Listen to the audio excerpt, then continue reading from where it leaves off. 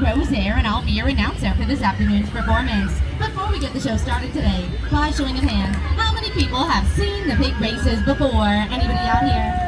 Oh, we've got a few of you. I'd like to thank each and every one of you guys for coming back out and playing with us again.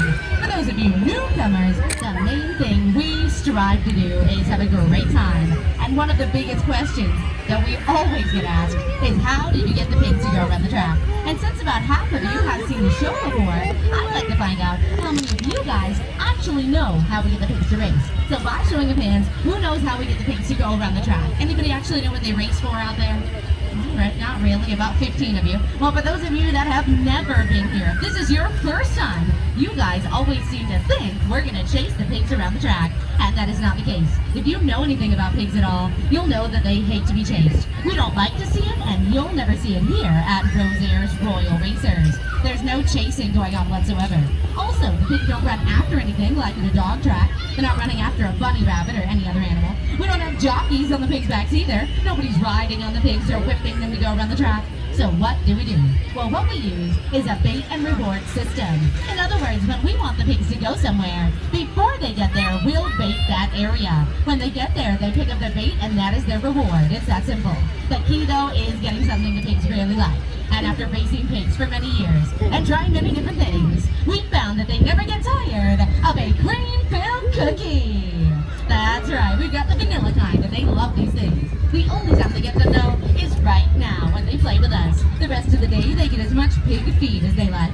They sort of take it or leave it because they get so much of it, and the pig feed isn't sweet at all. So it's a sweet thing here, that cookie, of course, that they really remember.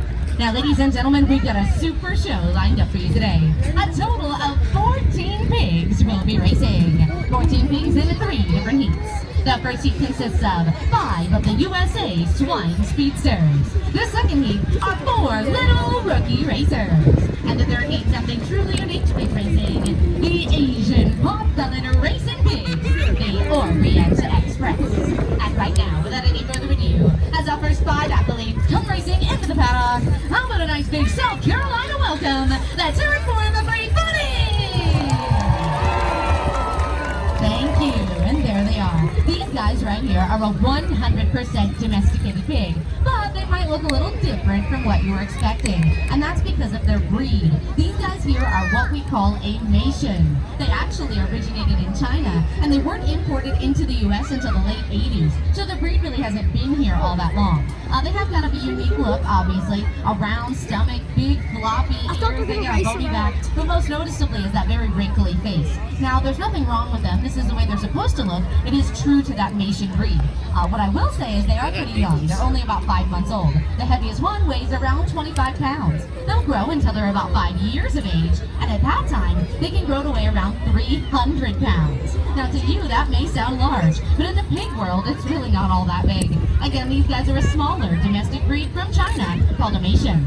Now, ladies and gentlemen, boys and girls in the audience, I'll be picking out 5 cheerleaders.